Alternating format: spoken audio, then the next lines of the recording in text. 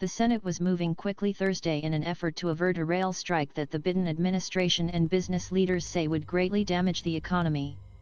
Senate Majority Leader Chuck Schumer announced a deal to hold a series of 3 votes related to the rail negotiations, with the final vote on whether to bind rail companies and workers to a proposed settlement that was reached in September. That settlement had been rejected by some of the 12 unions involved, creating the possibility of a strike.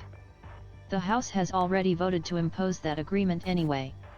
I'm very glad that the two sides got together to avoid a shutdown, which would have been devastating for the American people, to the American economy and so many workers across the country, Democrat Schumer told reporters. He spoke as Labor Secretary Marty Walsh and Transportation Secretary Pete Buttigieg emphasized to Democratic senators that rail companies would begin shutting down operations well before a potential strike would begin on December 9.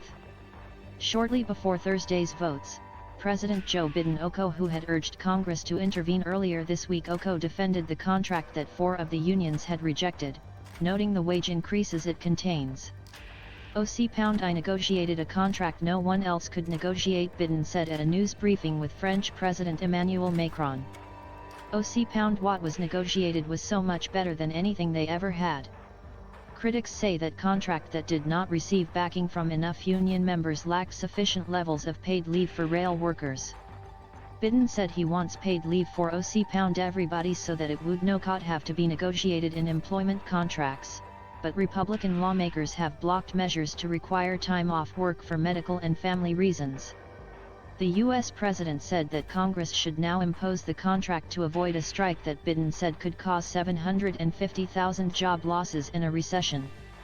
Railways say that halting rail service would cause a devastating $2 billion per day hit to the economy.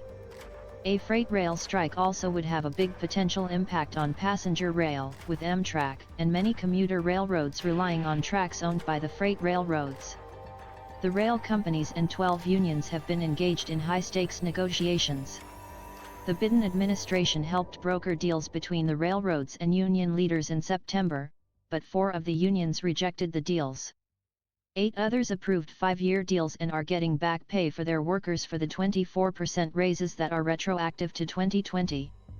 On Monday, with the December 9 strike looming, Biden called on Congress to impose the tentative agreement reached in September.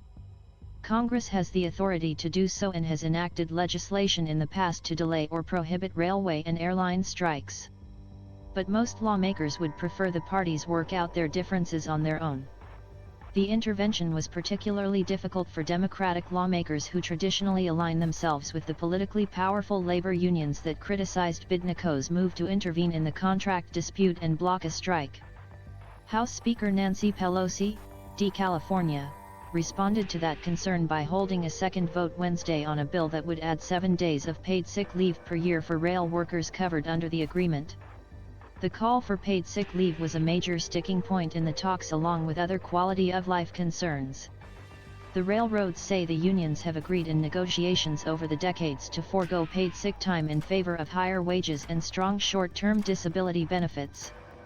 The unions maintain that railroads can easily afford to add paid sick time when they are recording record profits.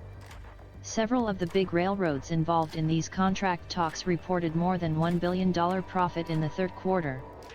Schumer said he understands the urgency and the stakes for the economy of a drawn-out fight. Senators are working morning, noon, and night to reach an agreement for us to act on this measure ASAP, Schumer said. The Senate cannot leave until we get the job done. And Democrats will keep working with Republicans to find a path forward that everyone can support. The House passed the legislation enacting September's labor agreement with broad bipartisan support.